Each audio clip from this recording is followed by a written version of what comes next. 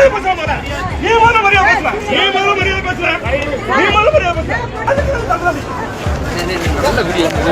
திருச்செந்தூர் அருகே சுப்பிரமணிய சுவாமி கோவில்ல ஞாயிற்றுக்கிழமையை ஒட்டி ஏராளமான பக்தர்கள் சுவாமி தரிசனம் செய்ய வந்திருக்காங்க. சந்திர கிரகணத்தை ஒட்டி 2 மணி வரைக்கும் மட்டுமே சுவாமி தரிசனம் அனுமதிக்கப்படுவதனால தரிசன வரிசைகள்ல கூட்டம் அதிகரிச்சு காணப்படுது. இந்த நிலையில தான் காவல்துறையினர் தங்களுக்கு வேண்டியவங்களை முறைகேடா மூத்த குடிமக்கள் வரிசையில தரிசனத்துக்கு அனுப்பியதா சொல்லப்படுது.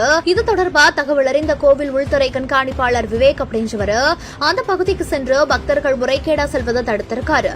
இதனால் அங்கிருந்த காவல்துறையினருக்கும் உள்துறை கண்காணிப்பாளர் விவேக்கிற்கும் மோதல் ஏற்பட்டிருக்குது. இது மட்டும் இல்லாம அங்க இருக்கக்கூடிய காவலர் கண்காணிப்பாளரை பயங்கரமா தாக்கி இருக்கிறதா சொல்லப்படுது. இதையடுத்து அந்த கண்காணிப்பாளர் மறுபடியும் காவலர் அடிக்க 2 பேருமே மாறி மாறி தாக்கி கொண்டிருந்திருக்காங்க. இது அங்கிருந்த ஒருத்தர் வீடியோவா எடுத்து பதிவிட அந்த ஒரு வீடியோ காட்சிகள் இப்ப இணையத்துல வெளியாகி பெரும் அதிர்ச்சியை கிளப்பிட்டு வருது.